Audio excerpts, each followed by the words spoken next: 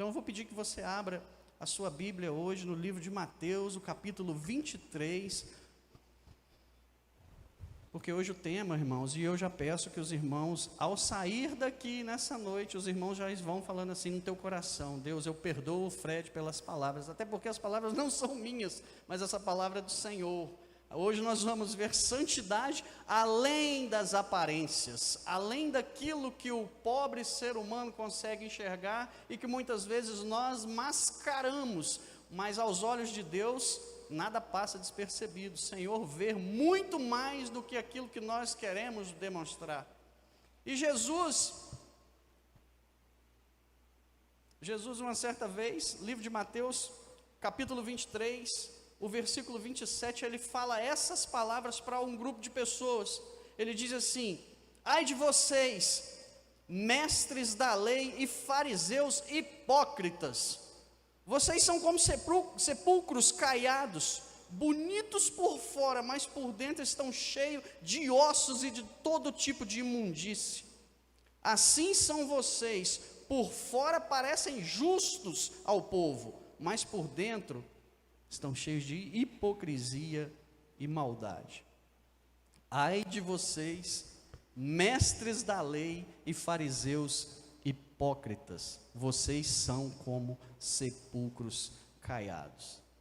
Que palavra foi essa? Que texto foi esse que Deus nos deu? Por que nós estamos meditando se a gente está falando sobre santificação? É porque santificação, irmãos, santidade é além das aparências, é muito além do que aquilo que nós queremos demonstrar. E com certeza você já conheceu alguém que parecia ser muito santo, mas no convívio com essa pessoa você descobriu outra coisa. Já viu gente assim? Já conheceu gente dessa forma? Talvez está passando na tua cabeça. Olha só, existe um ditado que fala assim: não se aproxime muito dos seus ídolos, das pessoas que você admira, porque você pode descobrir coisas que você não vai gostar. Só que nesse caso, nesse texto, nesse momento, Jesus não está falando com pessoas comuns, ele não está falando com ateus, ele não está falando com ladrões, ele não está falando com bandido, com corrupto, com assassino, ele está falando com os religiosos mais respeitados da época, que eram os fariseus, que eram os líderes religiosos. Eles pareciam espirituais por fora, mas por dentro estavam mortos, tinha podridão, tinha ossos secos, tinha um cheiro muito ruim, um mau cheiro, quer dizer, sepulcro caiado. Jesus fala isso com os líderes religiosos da época, muito doido. Jesus não tinha freio, não tinha filtro, ele falava mesmo.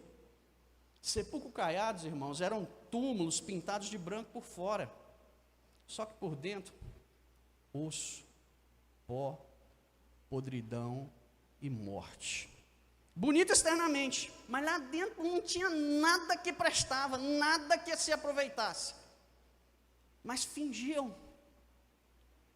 No palco era uma maravilha, sabiam o que dizer.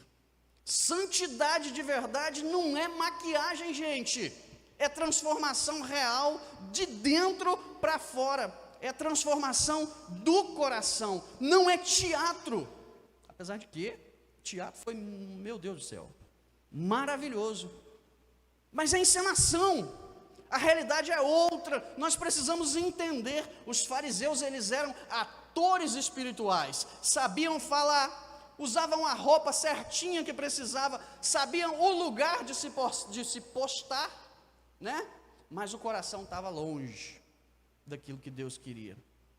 O problema é que hoje ainda existe muito disso. Ainda existe muito disso. As pessoas têm look de crente, fala de crente, agenda de crente, mas não tem vida com Deus. E aí mora o perigo. É lógico que nós não podemos generalizar isso de forma nenhuma, mas eu quero contextualizar esse texto que foi separado para a gente poder falar. Eu quero entender o que Jesus estava querendo dizer com isso. Sabe por quê, irmãos, que as pessoas fazem muito isso nos dias de hoje? Falam como crente, fingem como crente, mas sem vida de Deus dos crentes. Porque querem estar no palco e no centro das atenções. O problema é que Deus, ele não olha o externo, ele olha o interno. Ele olha o coração. Eu aprendi isso na vida de Davi. Davi, quando ele foi receber a unção, quando ele estava para ser ungido, está lá em 1 Samuel, capítulo 16, o verso 7 diz o seguinte: o homem vê a aparência, mas o Senhor vê o coração. Quando foi que isso foi escrito? Por que isso foi dito? Porque Samuel tinha ido na casa do pai de Davi, Jessé, para poder ungir o novo rei de Israel. E aí quem que apresentou? Os filhos mais bonitos, o primogênito, o fortão, o marombado, o sarado. E aí Samuel olhou e falou assim: é esse. Deus falou: não. Passou para o outro, era esse. Não, Deus falou: não. Uai, quem que é? Aí saiu um menino lá do meio do pasto, cheio de bosta de boi. E Deus fala: é esse. Aí Samuel fala: você está doido? Deus fala: é esse. Ele fala: tem certeza, Senhor? Falou: quem que é Deus aqui? É eu ou é você? Porque Deus olha o coração. Ele não olha as aparências, ele não olha o engano, ele não olha aquilo que nós queremos dizer que é. Santidade de palco não sustenta a batalha no deserto. Você pode enganar o culto, mas você não engana o céu, meu querido. Você não engana o céu. Como que a gente muda isso? O que a gente faz para poder entender isso? Porque nós passamos um mês aqui estudando sobre santidade. Ontem nós aprendemos que nós somos santos, sim. O pastor até brincou com a gente aqui, que um dia ele chegou para a mãe dele, não sei como é que você não levou uns tabefes aquele dia lá com sua mãe, que falou assim: mãe, a senhora agora é uma mãe de santo. Por quê? Porque nós somos santos, em processo de santificação. E aí começa o processo, quando você entende que você é imperfeito, que nós temos muito podre dentro de nós, que precisa ser curado, e nós estamos no processo. Quando nós passarmos a entender isso, aí sim você já, é um santo lutando contra o pecado e vivendo um processo diário de santificação. Deus não quer perfeição exterior, Ele quer sinceridade interior. E eu volto lá em Davi, porque Davi ele não era perfeito, o cara teve um monte de BO, ele teve um monte de problema, mas sabe o que aconteceu? Ele era sincero. Quando ele estava na presença de Deus, fala assim: firme mesmo, mandei matar, peguei a mulher que estava tomando banho lá, trouxe para cá, mandei matar o marido dela, e deu esse cubu todo aí, foi mesmo. Ele com Deus, ele não negou não. Quando ele foi confrontado, sinceridade dentro do coração. Os fariseus, eles eram perfeitos aos olhos humanos, mas eles eram hipócritas diante de Deus. Muitas das vezes, irmãos, nós nos comportamos desse jeito, nós escondemos aquela unha encravada, nós pegamos a sujeira e jogamos para debaixo do tapete, parecendo eu quando a minha esposa bota eu para varrer a casa. E a gente tem que parar com isso. A gente tem que parar com isso. Nós precisamos entender, escancarar, traçalhar o coração e falar assim: Deus, pega essa sujeira mais profunda. Às vezes nem eu mesmo. Tem texto bíblico que fala assim: Senhor, me ajuda a trazer à memória aquilo que eu preciso mudar, aquilo que eu preciso confessar diante do Senhor. Mateus 5, o verso 8 diz assim: bem-aventurado os limpos de coração, porque só esses verão a Deus. Santificação é isso, é um processo interno, de dentro para fora, de purificação. Enquanto eu não entender isso, enquanto eu não tomar posse disso, eu não entendi o que é santificação, e nós podemos passar mais outro mês aqui, mais outro mês, e um ano, e nós não vamos aprender isso se nós não entendermos que é de dentro para fora, e é o meu relacionamento com Deus. Sabe por quê? Porque o salmista entendeu, Davi entendeu. Salmo 51, versículo 6 diz assim: tu desejas, ó Deus, a verdade no íntimo. Deus não quer show, Deus não quer performance. Cara, Deus quer o teu coração. Deus quer o teu coração. Olha para quem está do teu lado aí, na tua direita, na tua esquerda, fala assim: o coração. O coração. Sabe por quê, irmãos? Porque para Deus a prioridade é ser limpo por dentro. O sepulcro era bonito por fora. Eu não achava. E a vida cristã baseada só na aparência, ela não prospera. Deus nos chama para um processo de limpeza de dentro para fora. Está lá nesse salmo bonito que Davi escreveu depois que ele foi pego. E aí ele confessou, Salmo 51, verso 7 fala assim: purifica-me. Purifica-me. Isaías também disse isso, o profeta disse isso no capítulo 1, versículo 16, ele fala assim: lavai-vos, purificai-vos, tirai a maldade dos vossos atos. E ele estava falando para o povo de Deus, ele estava falando para Israel, não estava falando para ateu não, estava falando para nós. Sabe por quê? Porque Deus vê, meu querido, o que ninguém vê. Não adianta. De Deus não se zomba, com Deus não se brinca, e as coisas de Deus, elas são certas. Aí tem muita gente que tem medo do fogo de Deus, né? Fogo consumidor. O fogo de Deus, ele só consome aquilo que não é de Deus. O fogo de Deus diante de cada um de nós, ele purifica aquilo que é de Deus, ele aperfeiçoa aquilo que é de Deus. Ai, ai. Volta eu para o Instagram, né? O filtro. Aquilo é mentira, cara. Bacana, a gente fica bonito, sem nenhuma mancha, a pele, os dentes tudo branquinho. Quando você encontra a pessoa na rua, você fala: opa, que isso? Ué, né? Ninguém é tão feio como a foto de identidade, nem tão bonito quanto as fotos do Instagram. Isso aí é verdade. Isso aí, né? É ou não é? Então, a gente precisa entender, mas Deus, cara, Deus vê além do filtro, sabe? Ele vai lá na alma. As pessoas veem performance, Deus vê o coração nos bastidores. Ah, meu querido, Hebreus, capítulo 4, verso 13, diz assim, ó: nada está oculto aos olhos de Deus. Então a pergunta não é o que as pessoas pensam de mim, a pergunta que nós devemos fazer é o que Deus vê quando Ele olha para mim. É Deus, é para Deus, é por Ele, é para Ele, tudo por Ele. Santidade, sabe o que é santidade? Se a gente fosse resumir em uma frase legal ou em alguma coisa, é quando o que Deus vê de você é igualzinho o que as pessoas veem. Se isso for certinho, Deus está vendo e as pessoas estão vendo, está casando, é a mesma coisa. Opa, o processo de santidade começou, e aí tudo glorifica a Deus, porque tudo é por Ele. Eu não sei, você está entendendo? Eu estou vendo vocês quietinhos aí. Alguém pode dar um aleluia, um glória a Deus, bater a palma aí para a gente poder ver? A palavra, eu sei que essa palavra ela é pesada, né? Aplaude ao Senhor, levanta a tua mão, joga lá. Não, senão...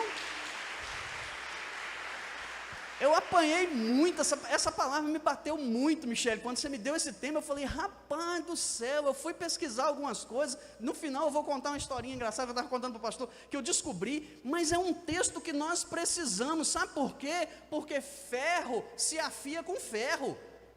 E eu volto a dizer e repetir aqui para você: o fogo do Senhor, Ele não consome o que não é de Deus, Ele purifica aquilo que é de Deus. Então, se você é de Deus, chacoalha quem está do teu lado e fala assim: eu sou de Deus e você também é de Deus? Amém.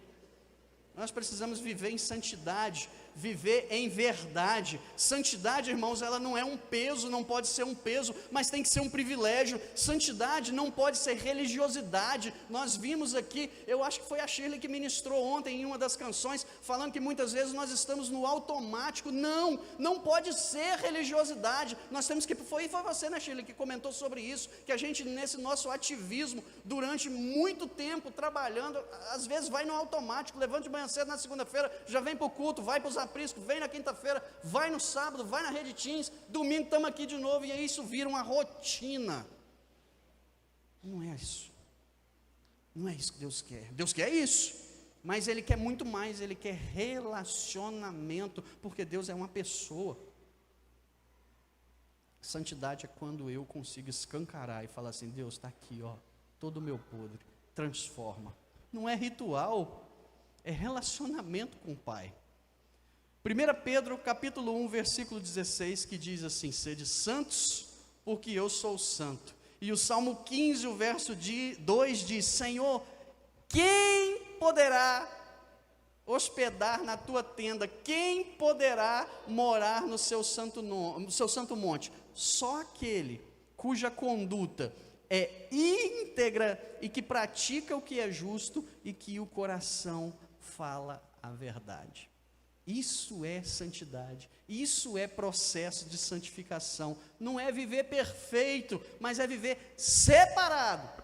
Nós aprendemos isso ontem, para Deus. Quem anda com o santo, vive em santidade.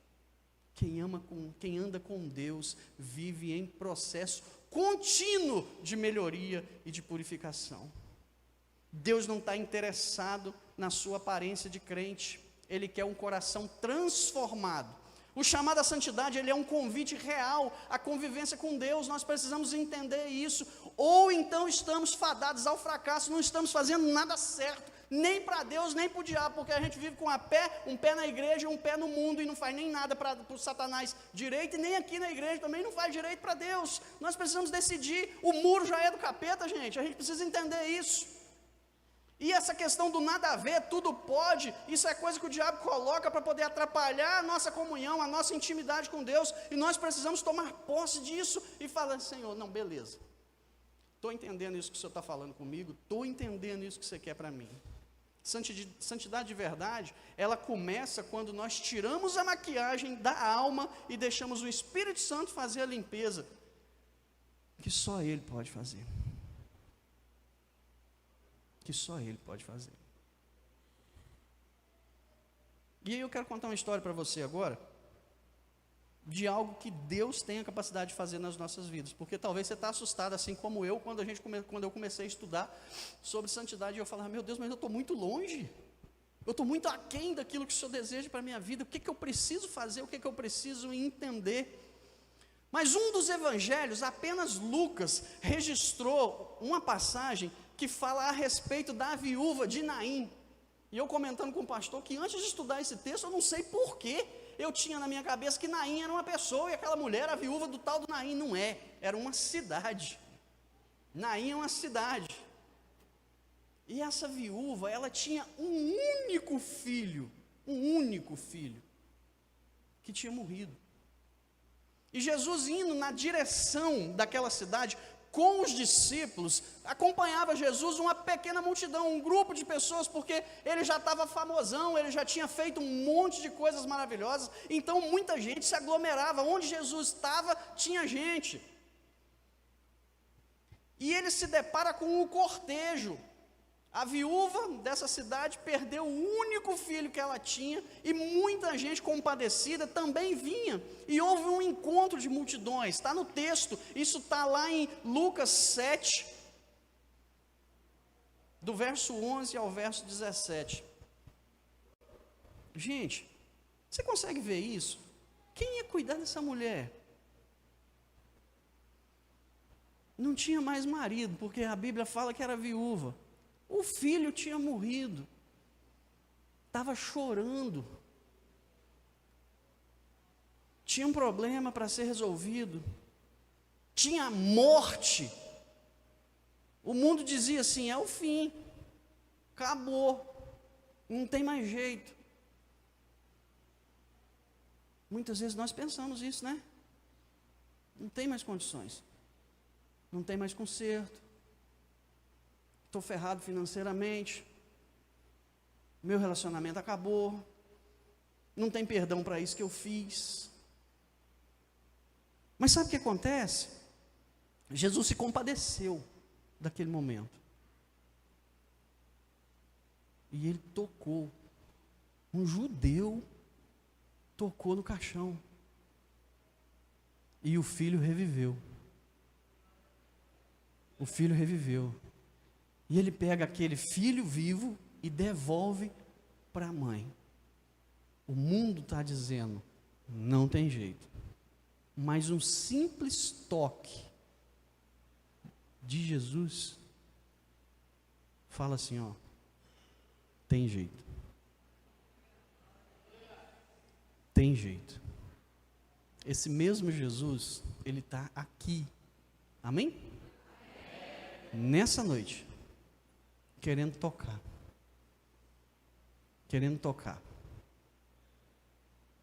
e dizer assim: ó, é hoje que o teu processo de santificação começa. Porque talvez você está entendendo o texto, você está olhando e está dizendo assim: não tem jeito. O André, pode subir com a galera. Mas Jesus está aqui nesse momento, e o toque dele é real. Assim como ele tocou no filho, no caixão do filho daquela viúva de Naim. E onde havia morte, onde havia podridão, onde havia ossos secos, onde não havia mais esperança, houve vida, restauração, alegria e cessar de choro. Você está conseguindo entender, irmãos, o que a gente está trazendo para hoje? Nós estamos encerrando um mês maravilhoso, onde Deus trouxe a abertura, tirou as escamas dos olhos para muita coisa que nós não tínhamos entendido. Tarde de ontem foi fantástica.